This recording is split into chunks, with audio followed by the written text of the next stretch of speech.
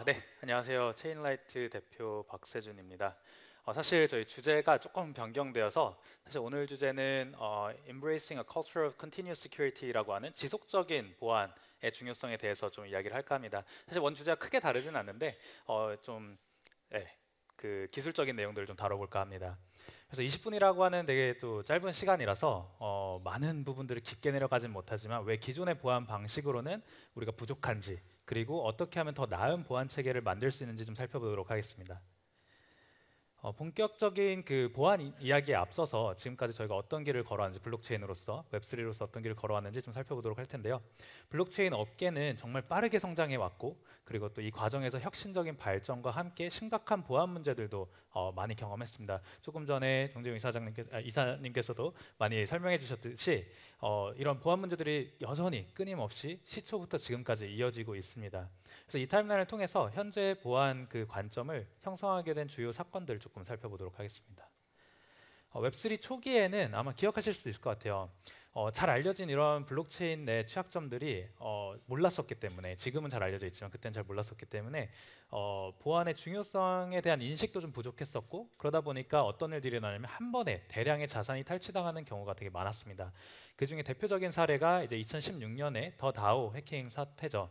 사실 지금 생각하면 너무 오래전 일이라서 기억이 가물가물할 수도 있는데 이때는 그냥 단순한 기술적 취약점 공격을 넘어서 좀 역사적인 사건이었습니다. 특히 이더리움 같은 경우에서는 왜 그러냐면 이제 지금은 너무 잘 알려져 있고 거의 발생하지 않지만 리엔터런시라고 하는 특성을 악용해서 공격했는데 이때 한 6천만 달러 정도의 이더리움이 탈취를 당했고 또 결과적으로 이더리움과 이더리움 클래식이라고 하는 두 개의 하드포크를 발생시킨 좀 그런 대사건이 되기도 했습니다.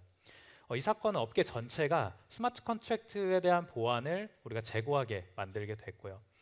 그리고 이런 사고 그리고 노드 보안 이런 것들에 대한 여러 가지 방면에서 이런 취약점들을 알아내야 되겠다라는 이제 인식을 갖게 했고 또 이 사고가 흥미로운 점은 일반적인 보안 침해가 아니라 공격자가 스마트 컨트랙트의 이런 코드 그리고 실제 노드 임플리멘테이션의 코드를 정확히 따랐음에도 불구하고 거기에 버그가 있음으로써 악용이 됐다는 부분들이 특별했다입니다. 비트파이넥스 해킹도 마찬가지입니다. 이거는 좀 성격이 다른 취약점이었는데 공격이었는데 일리아 리텐슈타인이라고 하는 해커가 거래소의 내부 시스템을 해킹해서 12만 개 정도의 비트코인을 훔쳤는데 이는 당시 비트코인 가격이 한 20% 정도 그냥 바로 급락하는 그런 사태를 불러일으키기도 했습니다. 사실 요즘 같은 또 불장에서는 상상하기 되게 어려운데 이것도 되게 흥미로운 점이 이 중에서 45억 달러 정도를 돈 세탁을 하려고 하다가 이제 체포가 됐어요. 이 부분도 교훈을 많이 주는데 다들 12만 BTC라고 하는 엄청난 숫자에 모두가 주목을 하는데 진짜 교훈은 커스터디 아키텍처에 관한 내용이었어요. 우리가 마운트 곡스 사태 이후에 멀티시그를 도입하고 그런 것들이 이제 점점점 베스트 프랙티스로 자리를 잡긴 했지만 그럼에도 불구하고 사고가 일어난 사건이었거든요. 그래서 이런 부분들이 우리가 그냥 단순히 이런 개념을 적용했어가 아니라 그걸 잘 적용해야 된다라는 그런 부분들 그리고 계속해서 모니터링해야 된다라는 그런 교훈을 남기기도 했습니다. 공교롭게도 내일 그리고 모레는 이 부부의 각각의 선고 기일이기도 합니다. 그래서 이제 그들의 운명을 조만간 들을 수 있게 되겠죠. 웹3는 2020년을 기점으로 급격하게 성장을 했고 2022년 초에 데파이의 생태계는 총 가치를 봤을 때 840억 달러를 돌파했습니다. 현재는 지금 또 장이 좋아져서 1,100억 달러 정도 지금 또 그 환율이 올라가지고 154조 원 정도의 엄청난 규모를 달하고 있습니다. 디파이만 그렇고요. 이 많은 양의 자금들이 유입이 되면서 다양한 아이디어를 가진 탈중앙 어플리케이션들도 속속들이 등장을 했고요. 보시는 것처럼 각 분야별 생태계 지도만 이게 모든 분야도 아니고 각 분야별로만 나눴을 때도 일부분만 봤을 때도 이렇습니다. 정말 많은 변화가 있었다라고 볼 수 있죠. 초기에는 우리가 금융 어플리케이션을 좀 주로 이뤘는데 이제는 AI, 게임, 신원관리, 보험 등 셀 수 없이 많은 분야로 확장되고 있습니다. 하지만 이런 빠른 성장이 새로운 보안에는 챌린지를 계속 만들어내고 있다는 점도 저희가 주목을 해야 됩니다. 특히 프로토콜 간의 상호작용이 늘어나면 늘어날수록 우리 몇 년 전에 상상도 하지 못했던 그런 새로운 공격 경로나 벡터들이 생기고 있기 때문입니다. 하지만 우리가 이렇게 보안 사고가 계속 일어남에 불구하고 그동안 보안에 대한 인식이나 법적인 규제는 사실 웹3의 성장 속도는 잘 따라오지 못했습니다. 그게 현실이었고 일례로 화이트 해커를 자처하면서 난 화이트 해커야라고 이제 얘기를 하면서 약 780만 유로 정도의 암호화폐를 탈취한 사건이 있었습니다.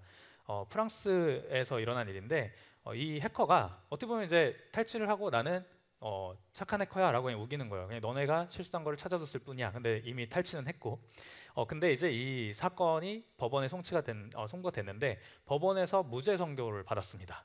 그래서 논란이 되게 됐었죠. 근데 이 사례는 당시 지금 이 사고가 똑같이 일어났다면 아마 감옥에 갔을 거예요.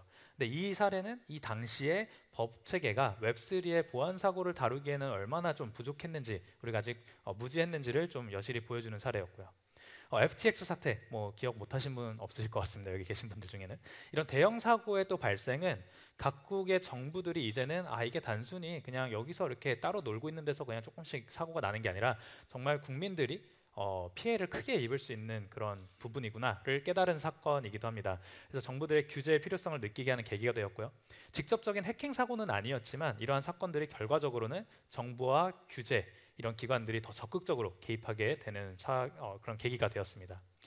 그래서 여전히 지금 규제 당국들이 열심히 따라잡고 또 이해하고 앞으로를 또 선도하기 위해서 노력은 하고 있지만 여전히 혁신의 속도와 또 규제적 보호 사이에는 좀 큰 간격이 있는 것 같습니다. 그래서 현재의 모습을 좀 살펴보면 현재는 정부뿐만이 아니라 사실 웹3 생태계 내에서 그 구성원 전부가 보안의 필요성에 대해서 어느 정도 인식을 하고 있는 긍정적인 상태입니다. 업계가 성숙해지면서 보안에 대한 접근 방식도 크게 변화하고 있고요. 커뮤니티의 보안 의식이 높아지면서 우리가 수사 당국도 공격을 추적하고 또 예방하는 능력들도 같이 향상되고 있습니다. 그래서 아까 이전의 세션에서도 우리가 추적하는 것들 많이 보셨을 텐데 이런 기술들이 발전하고 또 정보들이 쌓이면서 그리고 노하우가 쌓이면서 이런 것들이 향상이 되고 있어요. 그래서 이제는 단순히 사고가 났을 때 사후로 대응하는 것이 아니라 선제적인 보안 조치로 나아가고 있는 거죠. 대표적으로 웹3에는 또 SEAL이라고 하는 SEAL이라고 하는 Security Alliance라고 하는 그룹이 만들어졌습니다.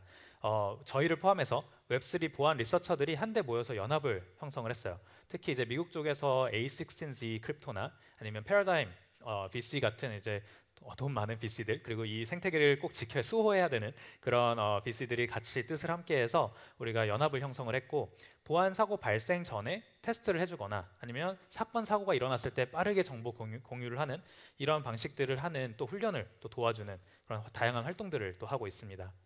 이런 커뮤니티 주도의 활동은 업계가 얼마나 성숙해졌는지 이게 누군가의 정부를 기다리는 것들이 아니고 우리 내부에서도 이런 것들이 필요하고 더 잘해야 돼라는 의견들이 모여서 실제 액션으로 이루어지고 있다는 것들이 좋은 신호인 것 같습니다. 법적으로도 저희가 현재는 이전보다 훨씬 더 빠른 속도로 좀 결정이 이루어지는 것들도 목격할 수 있었는데요. 일례로 얼마 전에 이제 모금했던 그런 이더리움을 러그풀에서 도망친 G카지노라고 하는 게 있었습니다. 영지식 증명을 사용해서 하는 그런 카지노 프로덕트였는데 이 프로젝트는 그렇게 러그풀을 한 지 2주가 채 지나지 않아서 실제 네덜란드 경찰에게 다 검거되었습니다. 과거 암호화폐 관련된 범죄 수사가 뭐 짧게는 몇 달에서 길 때는 몇 년씩 걸렸던 거에 비하면 큰 발전이라고 할 수 있겠죠. 이제 저희가 웹3에서 직면한 그런 위협들을 좀 살펴보면서 보안의 중요성을 다시 한번 또 강조하고자 합니다. 이 와일드 웨스트라는 표현 많이 들어보셨을 텐데요. 사실 보안 쪽을 생각하면 정말 맞는 말인 것 같습니다. 특히 이제 국가 지원을 받는 그런 국가 주도형 공격부터 또 되게 정교한 공격, 또 그런 랜섬웨어 갱단부터 시작해서 정말 이 여러 가지 기회주의적 취약점 공격까지 다양한 위협이 존재를 하는데요. 이런 그 와일드 웨스트처럼 우리가 이 공간에도 또 무법자들과 또 그걸 잘 지키려고 하는 보안관들이 있습니다. 현대 디지털 보안관들은 이제 총을 갖고 있는 건 아니고 블록체인의 분석 능력 그리고 스마트 컨트랙트의 보안 지식으로 무장을 하고 있습니다. 최근 헤드라인들을 좀 살펴보면 현재 위협 양상을 좀 잘 알 수 있는데요. 많은 사건 사고들 너무 이제 지겹도록 들으셔서 그 내용보다는 어떻게 조금씩 바뀌어가고 있는지를 말씀드리고자 해요. 긍정적인 소식입니다. 화이트햇이라고 주장하는 이런 해커들이 아까도 보셨듯이 있었죠. 일단은 훔치고 나서 야, 한 10% 주면 우리가 다시 돌려줄게. 이런 식으로 하는 거예요. 그래서 나는 착한 사람이야. 이렇게 하는 건데 사실은 그거는 돈을 다 보따리를 가져간 다음에 이거 10% 안 주면 안 줄 수도 있는데 라는 거는 거의 협박에 가까운데도 불구하고 이런 것들을 하는데 예전에는 그냥 들고 튈까 했던 사람들이 이제는 반환을 하기 시작했습니다. 그리고 그거에 따른 보상을 하면서 좀 어르고 달래는 그런 문화들이 좀 만들어지기 시작했어요. 그러다 보니까 이런 흥미로운 현상들이 조금씩 바뀌어가고 있다. 그래서 공격자들도 생태계에 맞서는 것보다는 뭔가 함께 일하는 것이 장기적으로는 더 가치 있다는 걸 조금씩 느껴가고 있는 거죠. 아이겐 레이어 같은 경우 사건도 좀 특이한데, 이거 같은 경우에 기술적 취약점이 아니라 아까 보여주실 때 뭐 하드웨어 탈취나 이런 거 프라이빗 키 탈취처럼 복잡한 소셜 엔지니어링, 사회공학적인 공격까지 마다하지 않으면서 되게 정교한 공격을 했던 사례고요. 근데 이제 이런 주목할 점은 결국 이런 사례들이 점점 더 표적화되고 있고 또 전략적으로 변하고 있다는 부분입니다.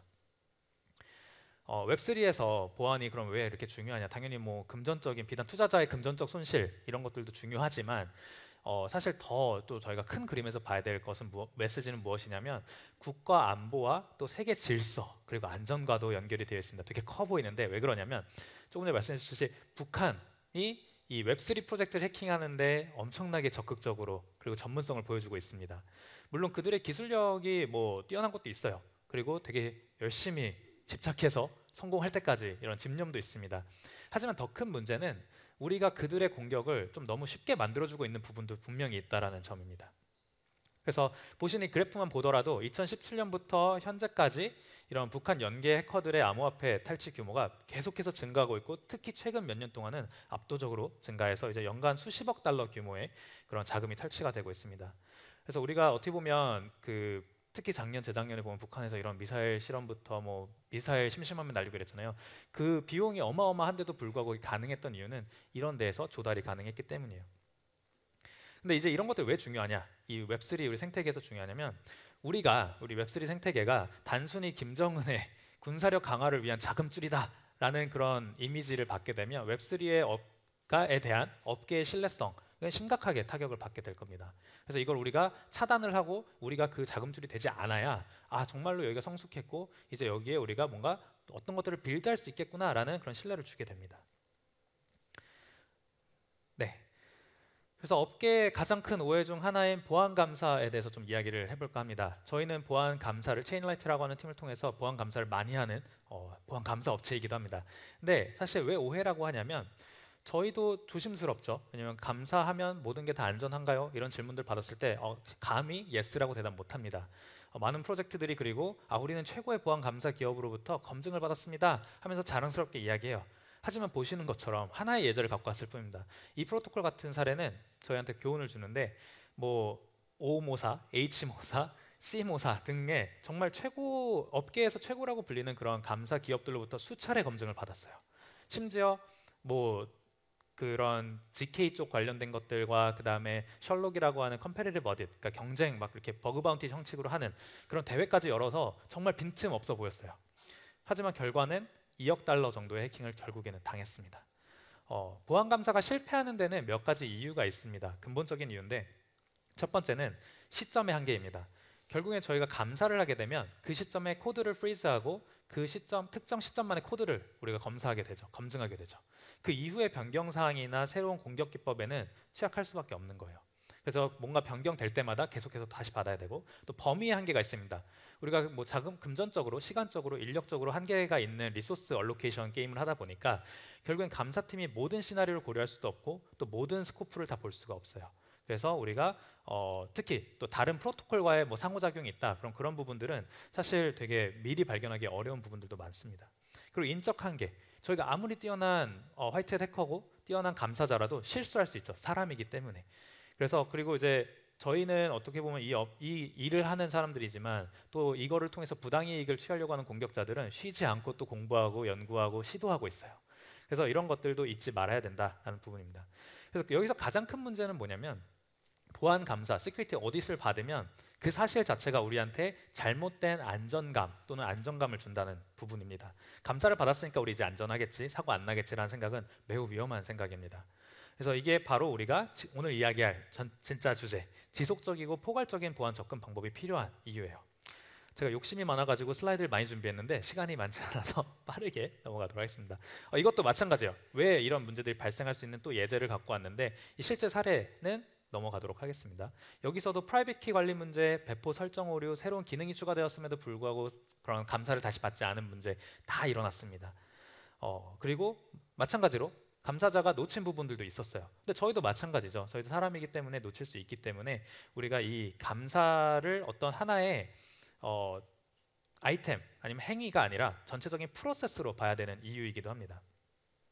그래서 오늘 소개드릴 내용은 Secure SDLC라고 하는 전략입니다. 사실 이쪽 업계에 계신 분들이나 보안 관련된 분들 아니면 소프트웨어 개발하신 분들 좀 익숙하신 부분일 거예요. 특히 SDLC는 소프트웨어 Development Lifecycle이라고 하는 전통적인 소프트웨어 개발 주기론입니다. 그래서 이렇게 생겼어요. 조금 이렇게 반시계 방향으로 돌아가는데 플랜, 우리가 이런 순환적인 프로세스 내에서 계획을 하고 어떤 프로덕트를 만들거나 프로젝트라거나 무언가를 할 때 계획하고 디자인, 설계하고 그리고 개발하고 테스트하고 그리고 그걸 다시 문서화하고 그 다음에 배포를 한 다음에 계속해서 모니터링을 하고 또 실제로 운영을 하고 또 운영을 하다 보면 새로운 계획이 생기고 이렇게 쭉 계속 전주기적으로 돌아가는 이 사이클을 이야기를 하는데 저희 웹3 업계에는 좀 특별한 점이 있어요.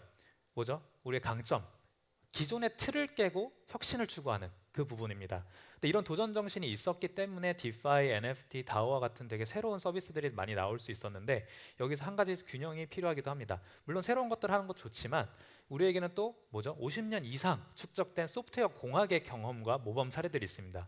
우리가 만드는 그런 프로덕트들도 결국엔 소프트웨어 위에서 올리는 것들이기 때문에 그 사례들과 그런 경험들을 무시하고 가면 그건 되게 바보 같은 행동입니다. 그래서 이 모든 과정들이 웹3 생태계에서도 시대에서도 여전히 유효하기 때문에 이런 모든 단계에서 보안이 고려돼야 된다는 부분입니다.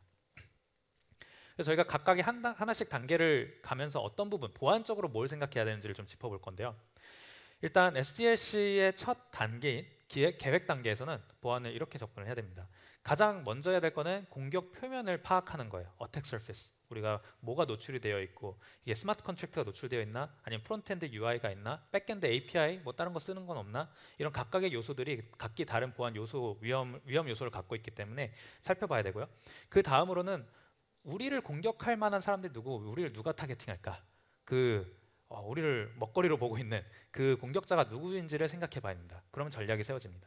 그리고 공격 기법들, 이들이 어떤 공격 기법을 통해서 우리를 뚫고 들어오려고 할 것인가. 이런 위험 평가가 제대로 되어야 그리고 이게 계획 단계에서 되어야 효과적인 보안 전략을 수립할 수 있게 됩니다. 네, 8개인데 지금 이제 2개째죠. 빨리 하겠습니다. 설계 단계에서의 보안 좀 고민을 해볼게요.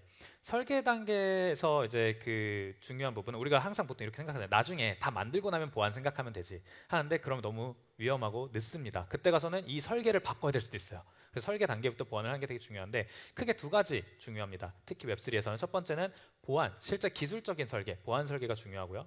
그리고 두 번째는 거버넌스 설계입니다. 그래서 보안 설계 측면에서는 역할 기반의 접근 제어가 제대로 되어 있는지, 금융 모델의 안정성이 보장되었는지, 그리고 뭐 비상 상황을 대비한 뭐 서킷 브레이커 이런 것들이 잘 되어 있는지를 고려하는 부분이고요. 그리고 이제 권한 분리, 멀티시그 이런 것들이 다 이제 보안적인 정책들이죠. 그런 것들이 잘 고려가 돼야 되고, 거버넌스 측면에서는 뭐 업그레이드어빌리티, 업그레이드 가능성 또는 긴급 중지 기능, 그리고 각종 설정의 변경을 할 때 어떤 절차를 거칠 거야, 이런 투표의 과정 이런 것들을 이야기를 해야 됩니다. 하지만 여기서 트레이드오프가 발생을 해요. 거버넌스가 너무 유연해서 쉽게 업그레이드가 가능하다면 그거는 오히려 악의적인 거버넌스 공격을 통해서 뭐 백도어 코드가 설치가 된다든지 이런 식으로 공격이 또 취약해질 수 있습니다. 그래서 이 밸런스를 맞추는 게 되게 중요합니다. 설계 단계에서 들이는 시간과 비용이 나중에 감사 후에 또 재설계하는 것보다 훨씬 더 효율적이기 때문에 이런 부분에서 많은 고려가 필요합니다. 네, 디벨롭, 개발 단계에서는 제가 좀 이렇게 시작을 하려고 해요. 토니 호의 유명한 말씀으로 시작을 할 텐데 소프트웨어를 만드는 것은 2가지 방법이 있다. 잘 만드는 방법은 하나는 너무나 단순하고 심플해서 명백하게 결함이 없는 프로그램을 만드는 것. 근데 그러면 복잡한 프로그램 만들기 어렵겠죠. 다른 하나는 너무 복잡하게 만들어서 이런 결함이 쉽게 보이지 않게 하는 법. 이거 2개밖에 없다는 거예요. 그러니까 이게 결국에는 우리가 이 중간 어딘가에 있다면 어느 정도 결함은 뭐 있을 수밖에 없고 그런 것들을 잘 보완하기 위한 전략이 필요하다라는 부분입니다. 그래서 개발 단계에서 가장 중요한 거는 keep it simple. 정말 간단하고 명료하게 우리가 필요한 부분만 하는 겁니다. 그리고 이제 복잡한 코드는 특히 불필요한 코드들은 나중에 있는지도 모르고 있다가 당하는 경우가 많아요. 그래서 그런 것들이 필요 없어지면 삭제를 해야 되고요. 그리고 두 번째는 방어적 코딩. 항상 모든 예외 상황을 고려해야 됩니다. 아, 이거 사람들이 잘 알아서 쓰겠지, 좋은 값만 넣어주겠지가 아니라 이거 나를 공격하려고 하는 머리가 조금 이상한 사람이 공격을 하면 어떻게 할까? 어떤 값을 넣을까? 이런 것들을 다 고려를 해야 된다는 거죠. 지속적인 테스팅. 우리 이제 개발의 속도에 막 쪼달리다 보면 테스팅을 좀 간과합니다. 나중에 하지 뭐. 그리고 나선 테스트 코드가 항상 비어 있어요. 그리고 테스트 코드 했는데 뭐가 잘 안 돼. 그럼 뭐예요? 테스트가 실패를 했으니까 그 실패된 걸 코드를 고쳐야 되는데 테스트 코드를 주석 처리합니다. 일단 넘어가자. 이런 것들이 나중에는 결국엔 사고로 이어지게 됩니다. 그리고 코드 리뷰. 당연하고 뭐 너무나 당연히 돼야 되는 것들이지만 다들 선택사항으로 보는 경우들이 많습니다. 한 명이 작성한 코드는 실수가 있을 확률이 높습니다. 그리고 자기가 짠 코드는 다시 봐도 안전해 보이고 괜찮아 보여요. 다른 관점에서 다른 경험이 가진 사람들이 같이 리뷰를 해야 됩니다. 그래서 이렇게 이전 단계들을 잘 따르셨다면 이제 우리가 보안 기능 그리고 보안 테스트를 고려해서 설계된 프로토콜을 만들어 왔겠죠. 그렇지만 그게 완벽하지는 않습니다. 그래서 테스트를 해야 됩니다. 여기선 세 가지 이제 레벨의 보안 검증이 필요한데 가장 기본이 되는 것은 당연히 저희 같은 전문가를 통한 외부 보안 감사입니다. 앞서 설계 단계부터 보안을 고려를 했다면 이 단계에서 치명적인 문제들은 발견되면 안 되긴 합니다. 그럼에도 불구하고 발견이 될 수도 있는데 여기서 발견되는 문제들은 반드시 또 테스트 케이스로 전환이 돼서 계속해서 우리가 테스트를 할 수 있어야 되고요. 두 번째 단계는 경쟁 감사라고 해서 웹3에서 조금 특이한 형태인데 컴패리티브 어딧이라고 불러요. 그래서 어떤 한 회사가 이거를 보는 게 아니라 바운티를 걸어놓고 여러 명이 오딧을 해서 나눠 갖는 구조입니다. 근데 이것도 되게 다양한 배경과 경험을 가진 전문가들 눈을 빌리는 그런 방식이고요. 마지막으로는 버그 바운티입니다. 해커들한테 우리 공격하지 말고 버그를 찾아서 제보하면 우리가 그거에 대한 포상을 줄게 하는 거고 상시 운영을 하게 됩니다. 그래서 이렇게 다층적인 방어가 필요하고요. 그 이유는 각각의 방법이 서로 다른 종류의 취약점들을 찾아내고 노출시키기 때문입니다. 그물을 여러 겹 겹치는 거와 비슷하다고 보시면 되죠. 네, 그리고 이제 프로토콜이 준비가 되면 운영을 고려해야 되는 시점인데 문서화입니다. 문서화 나중에 미루기 너무 쉬운데 특히 두 가지를 문서화를 해야 돼요. 첫째는 코드와 API에 대한 문서. 그래서 개발자들이 다음에 또 추가로 개발하거나 확장할 때 그거를 잘 활용하도록. 두 번째가 더 중요한데 사실 보안 절차입니다. 코드를 아무리 완벽하게 만들어놔도 어떻게 배포할 건지, 어떤 설정을 할 건지, 관리자 키는 누가 갖고 있는데 그 키는 언제 어떻게 누가 사용할 수 있는지 그런 문제가 발견됐을 때 프로토콜의 중지는 어떤 식으로 이루어질 건지 해킹당했을 때 액션, 아이템들, 플레이북이 무엇인지 이런 것들을 잘 미리 준비해 놓아야 됩니다. 네. 그리고 배포 단계, 조금 전에 얘기했듯이 가장 중요해요. 이제까지 다 잘 만들어놨어도 실제로 영향을 받기 시작하는 거는 배포 이후입니다. 배포가 되고 나면 결국에는 저희가 손을 쓸 수가 없게 돼요.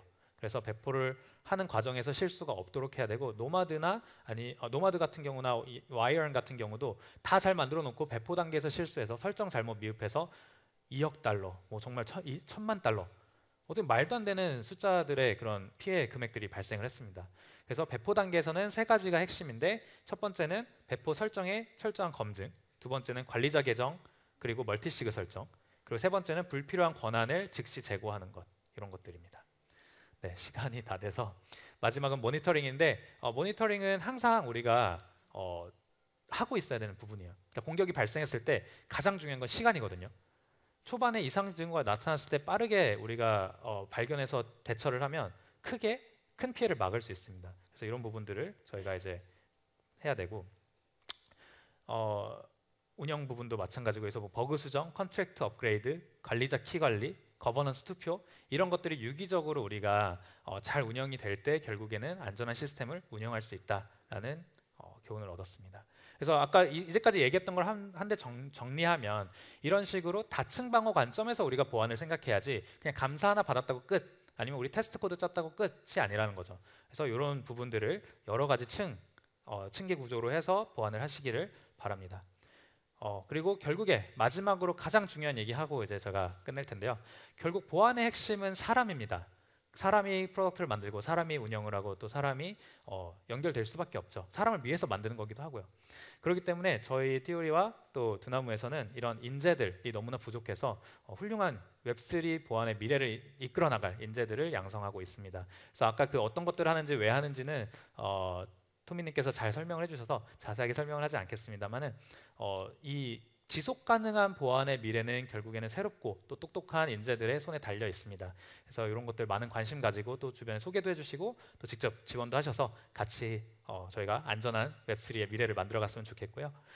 그리고 오늘 또 세션 이후에 이 1기 수료생들이 또 훌륭한 연구 과제들 성과들을 같이 공유드릴 예정이니까 자리 지켜주시면 감사하겠습니다. 그래서 정리하면 이렇지만 이건 아까 했던 얘기들이기 때문에 우리가 웹3의 보안은 우리 모두의 책임이다. 그리고 같이 함께 동참해 주셨으면 좋겠다라는 이야기를 마무리 드리면서 여기서 인사드리도록 하겠습니다. 감사합니다.